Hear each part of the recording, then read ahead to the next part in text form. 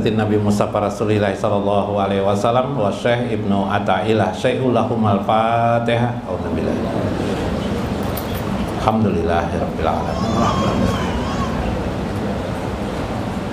Shiratal ladzina an'amta 'alaihim. Assalamualaikum warahmatullahi wabarakatuh. Bismillahirrahmanirrahim. Bismillahil malikil qudusis salam. Bismillahil azizil hakim. Wassalatu wassalam ala sayyidina wa nabiyina Muhammad wa ala alihi wa sahbihi ajmain. Paina insyaallah nabhasu li kitab Syekh Ibnu Athaillah Al-Hikam wa nafa'na bihi wa ulumihi bidarain amin ya rabbal alamin. Mudah-mudahan melewati saluran Syekh Ibnu Athaillah keberkahan bagi hidup kita, rezeki yang bertambah, kebahagiaan untuk kita, keluarga kita, anak istri kita, ibu bapak kita, handai tolan kita di dunia dan akhirat, dan mendekatkan diri kita kepada Allah Subhanahu wa Ta'ala bersama kereta baginda Rasulullah sallallahu alaihi wasallam. Amin ya rabbal alamin. Li hurmati lil Habib Alwi bin Ali Al Hasan Al Habsi di sebelah kiri saya, Bib. Panjang umurnya, Bib lah. Kemudian lil Habib Muhdar Al-Kap lah. Habib Muhdar Al-Kap.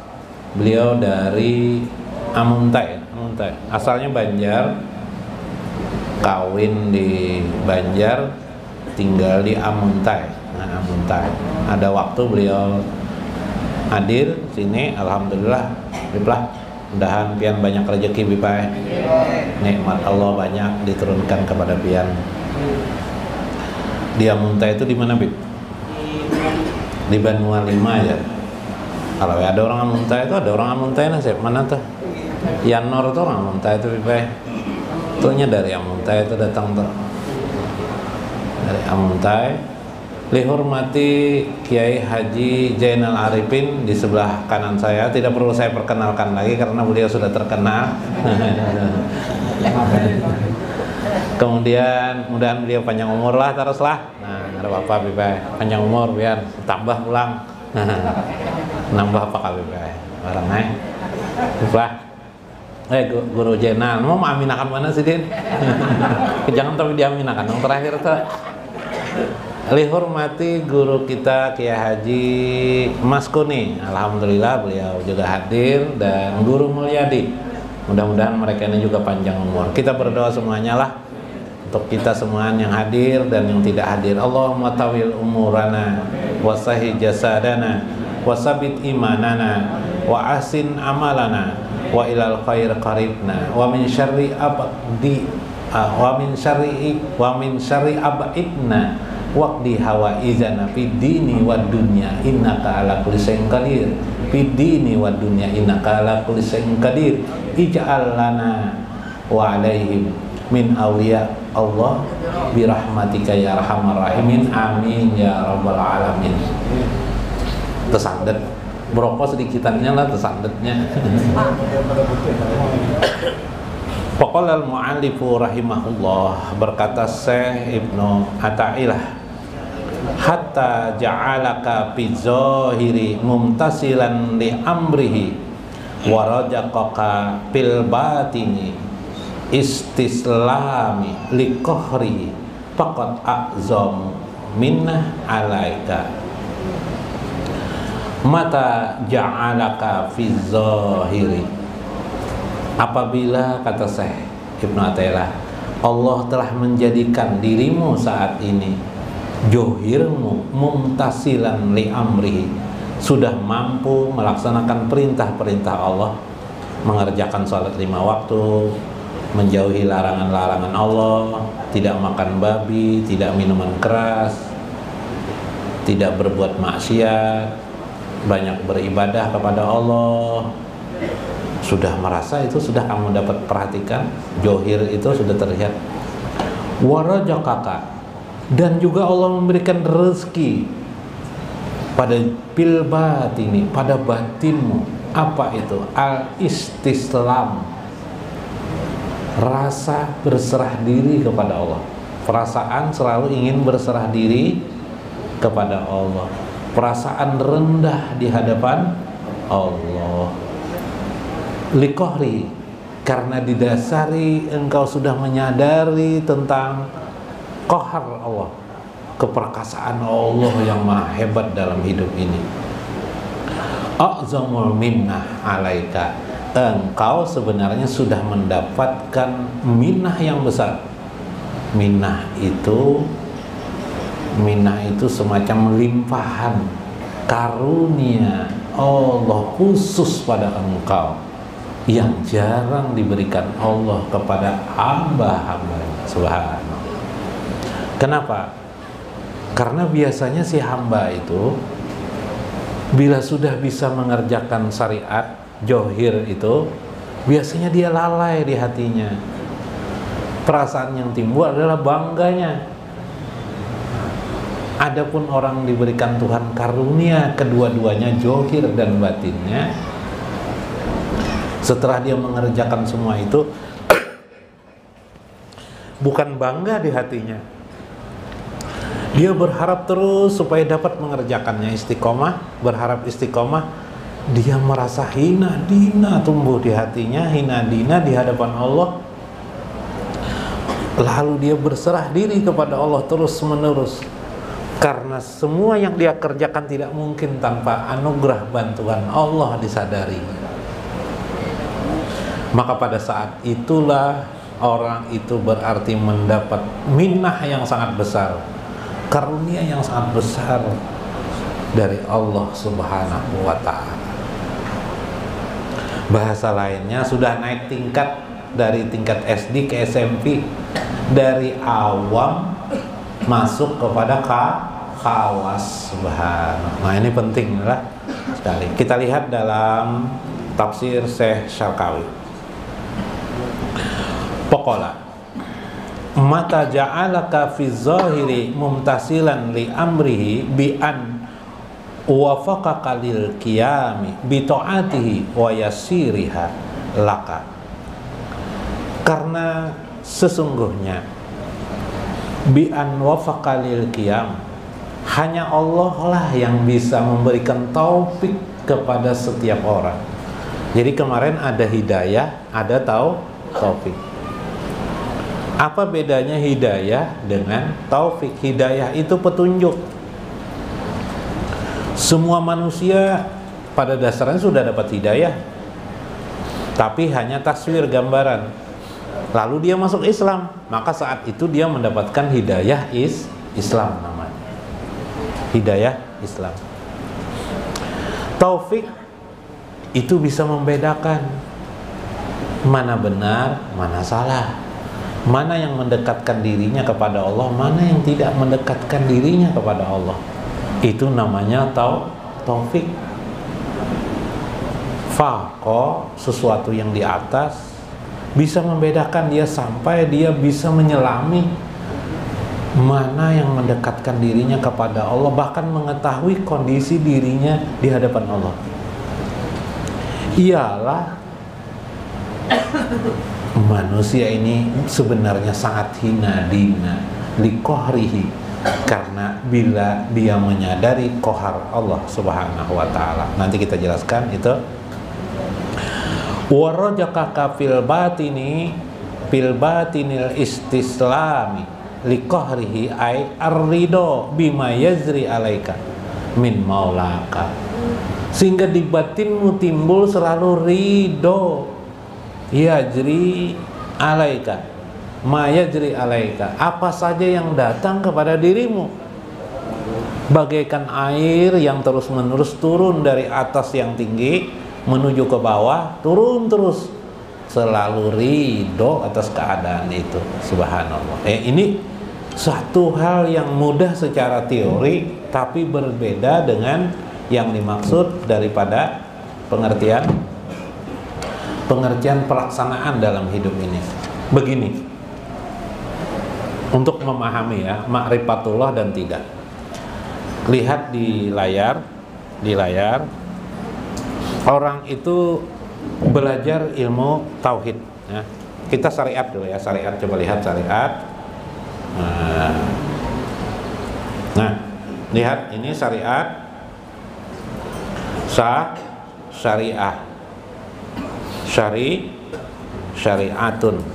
Nah, syariah.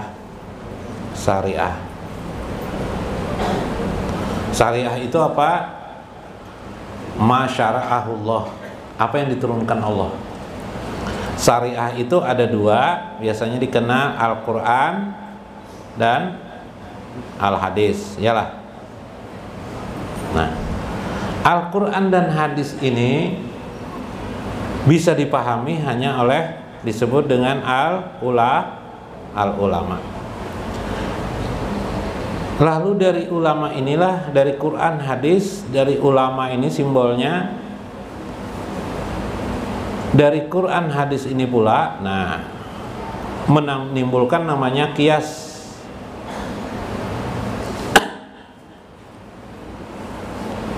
Qiyas ini analogi namanya. Qiyasun itu artinya analogi ya, analogi. Cara menganalisis Quran dan hadis. Yang tahu tentang Quran itu siapa? Ulama. Yang mengerti tentang hadis itu ulama. Ulama itu siapa? Ulama itu yang bertebaran dari zaman sahabat sampai sekarang. Siapa-siapa itu ulama-ulama itu kita mengenal, misalnya ulama yang disebut dengan Imam Syafi'i. Siapa lagi kalau dalam mazhab fikih namanya Syafi'i, Imam Syafi'i. Nah, ulama-ulama seperti itu termasuk Syekh Abdul Qadir Jailani, Ibnu Athaillah, yang kita bacakan kitab-kitabnya ini semuanya adalah kitab-kitab ulama besar. Mereka itu akhirnya melakukan namanya ijma. Ijma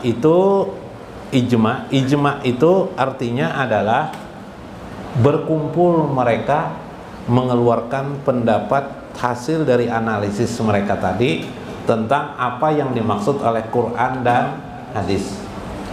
Yalah. Sehingga terbagi tiga ilmu itu. Nah, tiga. Terbagi tiga lagi. Ada ilmu hasil daripada ijma ulama, ada yang namanya ilmu tauhid, tauhid. Nah, ilmu tauhid itu yang disebut dengan masalah sifat 20. Ya kelak. Nah, sifat 20. Nah, sifat. Kenapa kada mau sini lah? Nah, sini yang mau. Sifat 20. Kemudian yang kedua adalah namanya ilmu fikih. Nah, ilmu fikih. Nah, ilmu fikih. Kado ilmu tauhid kita mengenal tokoh ulamanya adalah salah seorang adalah Abu Hasan al-Asy'ari. Abu Hasan al-Asy'ari. Di dalam bidang ilmu fikih kita kenal Imam Syafi'i. Banyak imam lagi, tapi Imam Syafi'i, mazhab Imam Syafi'i. Kemudian yang ketiga adalah bidang ilmu tasawuf. Nah, apakah tulisannya kalau sampai ke situ lah, ilmu tasawuf. Nah, tasawuf ini tasawuf. Nah, tulisannya kayak itu, tasawuf. Oh, tasawuf. Tasawuf itu ada yang tasawuf. Salah satunya seperti kitab Ibnu Athaillah. Nah, ini tasawuf. Kemudian Fathur Rabbani itu tasawuf.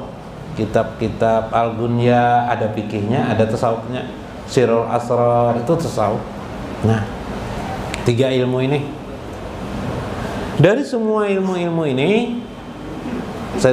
ini, itu sumbernya adalah Al-Quran dan hadis. Nah, jadi kita belajar itu memahami semuanya. Cuma kebanyakan yang paling banyak kita cerna mempelajari itu dua saja, ilmu tauhid dan ilmu fikih. ilmu tauhid itu mengenal, mengetahui tentang sifat-sifat Allah, tapi bagaimana pelaksanaan di lapangan itu kita tidak tahu.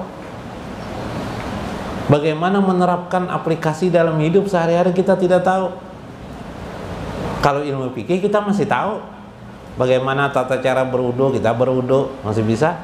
Tapi dalam batin hati kita fikih tidak mengajarkan. Misalnya kita sholat, Allahu Akbar, membaca surah ini, la sholata liman lam yakra'i suratil Fatihah. Tidaklah sah orang man lam yang tidak membaca, man lam yakra'il Fatihah, yang tidak membaca surah Fatihah. Nah, kita baca Fatihah. Saat kita membaca Fatihah, hati kita sedang apa? Itu ilmu fikih tidak mengajarkan. Itu ada di dalam ilmu tasawuf. Hati kita. Nah, hati kita tadi seharusnya apa? Istislam. Apa istislam? Berserah diri kepada Allah. Bagaimana cara berserah diri kepada Allah? Tidak kita temukan dalam ilmu tauhid, tidak kita temukan dalam ilmu fikih. Kita temukan hanya dalam ilmu apa? Ilmu tasawuf. Ya kah? Nah, ilmu tasawuf. Maka kata Syekh, ja'alaka, Allah telah menjadikan engkau fi zohiri, pada johirnya, ya kak, apa? Mumtasilan li amrihi. Engkau sudah bisa melaksanakan perintah Allah. Johir enggak tuh? Johir bisa dilihat. Tapi pertanyaan yang kedua pada batinmu, sudahkah Allah memberikan perasaan merasa berserah diri, baik ketika mengerjakan sholat maupun di kehidupan sehari-hari ini? Biasanya kurang. Tandanya apa orang berserah diri? Ada tandanya. Tandanya adalah ridho terhadap segala keputusan Allah. Itu tanda. Bila tidak bisa ridho, berarti belum berserah diri kepada Allah. Orang yang sempurna itu ialah orang yang bisa menggabungkan johir dan batin. Johirnya dia sholat, batinnya di dalam batinnya ketika sholat maupun di luar sholat selalu berserah diri kepada Allah. Seperti ucapan Nabiullah Ibrahim kemarin, ini aslamtu birabbil alamin. Nah, itu haitsu zam'i laka baina ubudiyati zahiri wa ubudiyatil batin. Itulah yang terjadi, yaitu tergabungnya, bersatunya antara ubudiyati zahir, antara ibadah zahir dan ibadah batin. Ini fahajal amrani huma allajani yaljimunaka fi iqamatil ubudiyah li rabbika la ghairi. Bila engkau bisa merasakan melakukan keduanya itu, barulah engkau mendapatkan kelezatan di sisi Allah Subhanahu wa ta'ala. Maka lazimlah itu disebut ibadah yang sesungguhnya. Jadi kalau kita tidak bisa menyatukan dua hal itu, sebenarnya kita masih belum ibadah yang benar lagi. Ibadah kita masih separoh-separoh. Ibarat belang tuh belang kambingan. Tidak sempurna akal. Ada kisah Paloi ini tidak sempurna akal. Ini banyak kisah Paloi aja lah. Jadi jar guru, anak-anak jar guru. Di sekolah Bib, waktu SD Bib. Kalian cita-cita mau jadi apa? Garbus apa cita-cita? Ulun boy. Cita-cita mau jadi dokter. Oh, jaga garbus. Bila ibu sakit, ulun akan mengobati ibu gratis, tidak dibayar. Wah, senang ibu gurunya. Wah, pintar ini garbus. Kamu Sirawin? Saya bu, saya ingin jadi polisi boy. Oh, kenapa jadi polisi? Kalau ada pencuri atau orang jahat kepada ibu, aku akan tangkap orang itu. Aku lindungi ibu dari orang-orang jahat. Wah, bagus. Ini anak-anak pintar ya ibu guru. Wah, Paloi ibu, anak Paloi jadi ibu guru apa? Paloi mau jadi apa? ulun tidak muluk-muluk bae jar paloe. Apa jar ibu guru? Tidak muluk-muluk. Mau jadi dokter juga kan? Enggak bae jar. Mau jadi polisi kan? Enggak bae. Mau jadi perawat tidak juga bae jar. Jadi apa? Mau jadi pedagang kah? Tidak juga bae. Jadi apa? Saya mau jadi tukang gali kubur aja bae jar. Wah, kenapa jadi tali kubur? Jadi tukang gali kubur jadi cita-cita aja ibunya supaya nanti Bu kalau ibu meninggal dunia ibu saya kuburkan gratis saja Bu aja. Akses ibu nih. Nasib di babi wah apa nih? Nah ini akalnya sempit nih. Ya kalau akalnya sempit separuh pikir anak gratis juga bang orang cuma kisahnya kuburan. Nasib bujuran nih lah. Aduh, nah ini sempit namanya menjadi tukang gali kubur tuh dia perlu cita-cita ya kah? Mau jadi tukang beca tidak perlu cita-cita itu kenapa Bib? Gampang aja Bib lah. Nah, mau jadi tukang bangunan tidak perlu cita-cita. Hah? Nah, kalau mau jadi arsitek mau tidak mau cita-cita ya lah. Nah, jadi ada yang pekerjaan itu bisa dilakukan oleh semua orang tidak perlu cita-cita. Tapi itulah paloi namanya paloi kayak begitu kong kubur biblah. Nah, anak gratis ya biblah. Ibu kalau nyaman gratis ya biblah. Nasib ya ibu kasihan gurunya biblah. Nah.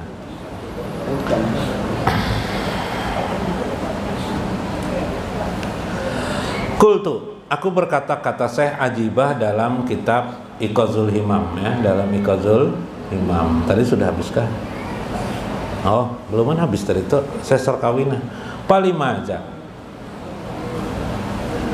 Tatasyauqu wa man ladzi talmisu ba'da husuliha in kunta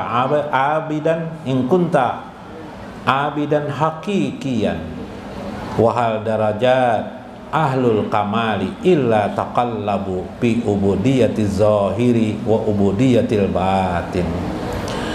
Wahai manusia, mengapa lagi engkau tidak melakukan sempurna ibadah? Itu berarti juga sempurna akalmu. Orang yang sempurna akal ialah secepatnya menyempurnakan johir dan batinnya sebelum terlambat dirimu. Karena ketidaksempurnaan itu menghasilkan ketidaksempurnaan, dan bila sempurna itulah pengertian abad dan hakikian. Hakikat sebenarnya seorang hamba dapat menggabungkan antara johir dan batin. Maka sempurnalah ubudiyah seseorang, ibadah seseorang bermakna ibadah di hadapan Allah Subhanahu wa taala. Maka kata Syekh Ajibah dalam Iqazul Himan, inna makana min a'zamil minnah li'annahu syahidul ma'rifah. Orang yang mendapatkan minnah tadi yaitu bisa menggabungkan johir dan batin dalam jiwanya di kehidupan ini. Orang itu sudah syahid, orang itu sudah menyaksikan apa itu ma'rifah. Berarti dia sudah masuk ke wilayah ma'rifah, mengenal Allah. Karena sholat itu tidak penting johir itu jika tidak ada batin. Sholat itu tidak penting jika tidak ada batin. Mobil hebat bagaimana kalau sudah bensinnya tidak ada, apa kabar? Habis bensinnya, mogok bipai, ya kah? Maka yang disebut dengan mobil itu ada mobilnya, ada bensinnya. Kalau kita zaman modern ada monenya lagi jalan, uangnya. Oh masa berjalan ke hulu sungai tidak ada uang di kantong? Yuk Pak, ya kah? Nah harus jadi ada monenya lagi. Nah lengkap, ada johir, ada ada yang terlihat, ada yang tidak itulah yang diterima oleh Allah Subhanahu wa ta'ala. Dan itu terjadi bukan hanya ibadah sholat. Semua amal kebaikan yang kita kerjakan memerlukan batin. Pada umumnya batin dalam setiap amal-amal soleh itu pengertiannya satu saya, istislam, berserah diri kepada Allah. Bersedekah, ketika bersedekah istislam, berserah diri kepada Allah. Jangan isinya sombong. Mobil harusnya isinya bensin, diisi Bib, air hidup loh Bib. Sedekah. Ketika bersedekah, beramal kan amal saleh enggak? Amal saleh. Isinya tetap berserah diri kepada Allah. Jangan isinya sombong. Wah, orang kampung nih baru tahu kalau aku bersedekah. Wah, masjid ini tidak akan berdiri tanpa aku yang bersedekah. Wah, ini isinya itulah. Bukan itu isinya. Isinya adalah istislam, berserah diri kepada Allah. Ya Allah, semua ini adalah anugerah Engkau. Nah, ini yang dimaksudnya. Bis itu jadiin lah. Nah, kepanjangan kan lah. Di dalam Al-Hikam, ini makna soal kehambaan, ada Al-Habib Abdullah. Saya bertabaruk kepada Habib Abdullah juga, selain Ibnu Athaillah. Tadi Habib Ajibah yang disampaikan, mudahan dengan tabaruk itu artinya mengambil berkah. Mudahan dengan berkah ini pian mengerti semuaan. Allah memberikan hidayah taufiknya kepada kita lah, ya Allah. Nah, melewati para ulama besar tadi Ikazul Himam itu juga seorang Habib ya, mengarangnya yaitu Habib Muhammad Ajibah. Nah, sekarang ini adalah Habib Abdullah Al-Haddad ya, seorang ulama terkenal, Abdullah Al-Haddad. Kata beliau, "Mataraka minal kamali say'an man aqama nafsahu min rabbihi maqama abdihi min nafsihi." Tidaklah mengurangi satu makna atau tidaklah tertinggal kesempurnaan itu. Al-kamal say'an ialah bila seorang hamba itu man aqama nafsahu min rabbi, bila seorang hamba itu bisa memposisikan dirinya di hadapan Tuhannya. Posisi apa itu? Maqama abdihi min nafsi, yaitu posisi di kehambaannya kepada Allah Subhanahu wa taala. Posisi kehambaan itu apa? Ya, istislam, selalu berserah diri kepada Allah. Orang yang berserah diri berarti menyadari dia tidak memiliki kekuasaan apapun pada dirinya. Yang maha kuasa itu hanya Allah, Qahar Allah. Berusaha kita, berdagang kita, jangan merasa dengan berdagang ini kita menjadi orang kaya, sukses, tidak. Kita tahu hancur usaha kita ini bila tidak dibantu oleh Allah Subhanahu wa ta'ala. Jadi kita berserah diri terus kepada Allah. Pada saat kita kaya, sudah kaya, kita berhasil, sukses, sadarilah semua kekayaan ini adalah pemberian Allah. Maka terus-meneruslah hati kita berserah diri kepada Allah Subhanahu wa ta'ala. Mudah-mudahan dapat dimaknai dan dipahami. Wallahul muwafiq ila aqwamit thoriq. Wassalamualaikum warahmatullahi wabarakatuh. Rabbi jalla